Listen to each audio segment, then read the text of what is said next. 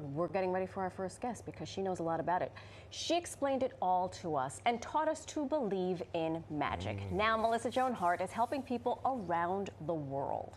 And she's best known for her roles as in Clarissa Explains It All, Sabrina the Teenage Witch, and Melissa and Joey. But Melissa is a Long Island gal growing up in Sayville. She's always been passionate about giving back and has teamed up with the global organization World Vision to help encourage others to help out this holiday season. So it feels like the right time that we bring her out here, shall we?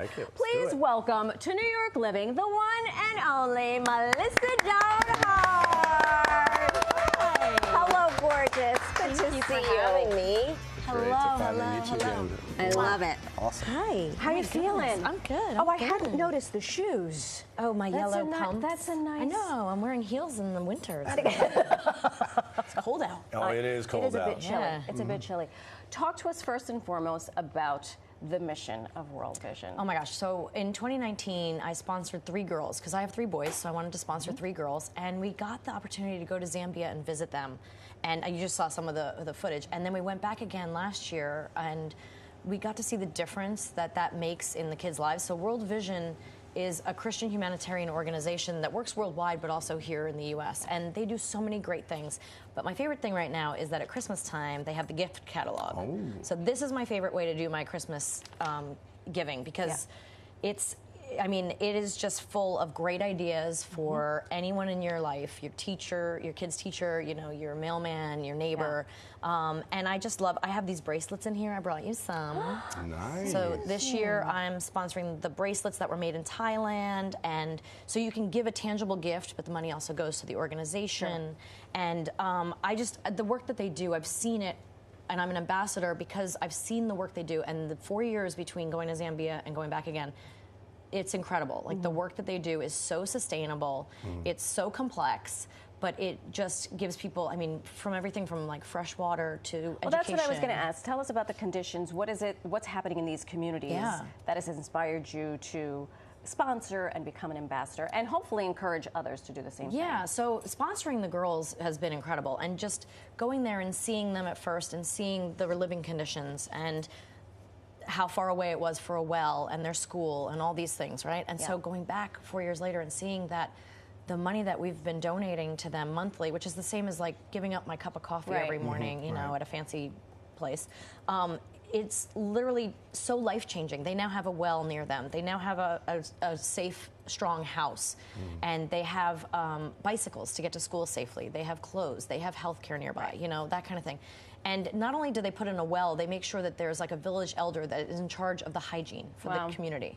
So the whole community has to have hygiene in place before they put the well in. Then when they put the well in, they're teaching them to save with a fund, and they're teaching them to be plumbers. So now if the well breaks down, they have the funds to fix it, and they have the people to fix it. Right. So they move into places for like 15 years, and then they move out. And the idea is that it's sustainable. They can keep, You're teaching them how to work them and a fish sustain. instead of giving them a fish. Exactly. They teach them veterinary care when they gift them goats. So last time we were there, we gifted them goats. But the gift catalog is really a special way because you can gift people goats and chickens or gifts, or there's so many different things. Like this year on Giving Tuesday, I donated a latrine to a school in Africa. So I was able to give a bathroom to, because a lot of these kids and the teachers won't stay at the schools because they can't use the bathroom. Wow. So that was something that I saw was a need this year, and decided that was going to be my donation this year.